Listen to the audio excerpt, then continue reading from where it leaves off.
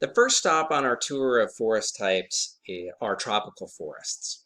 So let's first just begin by defining what these are.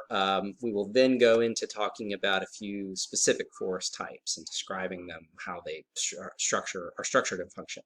Now, first off is tropical forests tend to be warm.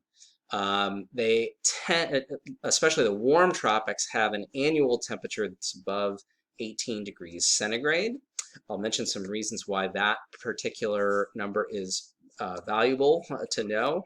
But in addition, and probably what unites tropical forests most broadly is that the interannual temperature variation is small, less than 5 degrees centigrade. Tropical forests tend to be seasonal in terms of how precipitation is distributed in time, but not in terms of how temperature is precipitated over the, or excuse me, how temperature is distributed over the course of the year. So the temperature tends to be fairly more constant.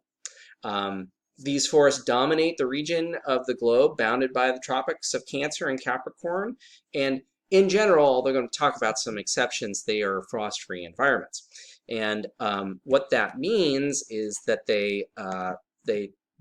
those couple of things. First off, the distribution of tropical forests is where you expect them to be. It's in the tropics. It's between those two tropics, the Capricorn and Cancer, and they're warm, and that means that you can grow things there that you associate with warm climates, like coffee. Or cacao that you make mole and chocolate out of. And if you haven't seen cacao grown before, this is it. The plant flowers on its main stem, and the pods are formed there as well. The forests can be extremely diverse. They can be really wild and kind of surprising places, places where you find glowing mushrooms and bats with the wingspan of up to a meter.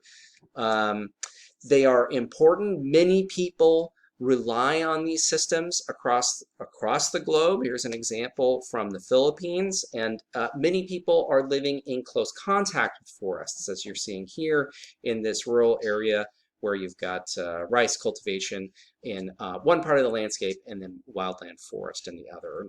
Wildland, I should say woodland also, because these forests are utilized for their wood resources. And like I say, they're wild places. They're kind of crazy sometimes. They're cool. There's lots of surprising things in them. And let's go on to talk about some specific examples and what makes them interesting and unique.